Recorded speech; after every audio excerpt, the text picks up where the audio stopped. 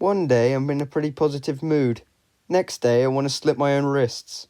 Yep, the show sucks ass, but you're still gonna have that one guy who's a Disney show and defend it till the end of time. But this episode was particularly bad because it was corny as fuck. For some reason at one point Jack Black just keeps his mouth wide open, like he's receiving a gargantuan chode. Although he's probably already receiving that from Lizzo. Speaking of Lizzo, she's also terrible.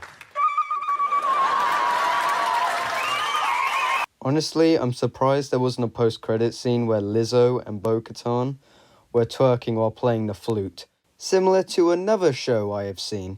Oh, but it doesn't end with this shit. Din just gives her the Darksaber. You know the interesting story you could make if he still had the Darksaber and the two were fighting over it? But no, Din Djarin's a pussy, gets beaten up by a weird cyborg insect thing, she kills it, and now she's got claim to the Darksaber. All this because you just can't take the Darksaber without a fight. Although she didn't have a problem with doing that before.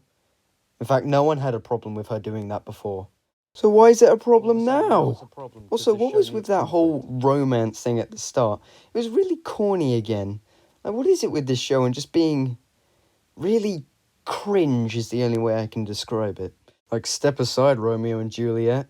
The Mon Calamari and the Quarren is the biggest love story tragedy. Some other problems include that we spent an entire episode chasing a giant bird that had been stealing children because the Mandalorians just refused to fucking move. Greatest warriors in the galaxy, my arse. Also, the bird then regurgitates the child completely unharmed because the writers don't understand how birds work.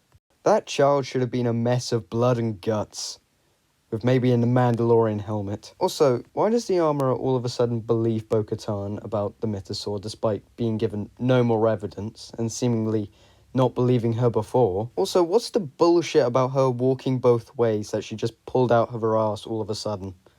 Like, we expected to believe that? It's really shallow and there's no explanation behind it. I'm convinced this lady is just fucking with us. The show doesn't even focus on Din. He's an afterthought in his own show. Remind you of anything by any chance? But I guess at least if this fails, we still have Star Wars drag. Anyway, goodbye, I'm gonna go play more Smash or Pass.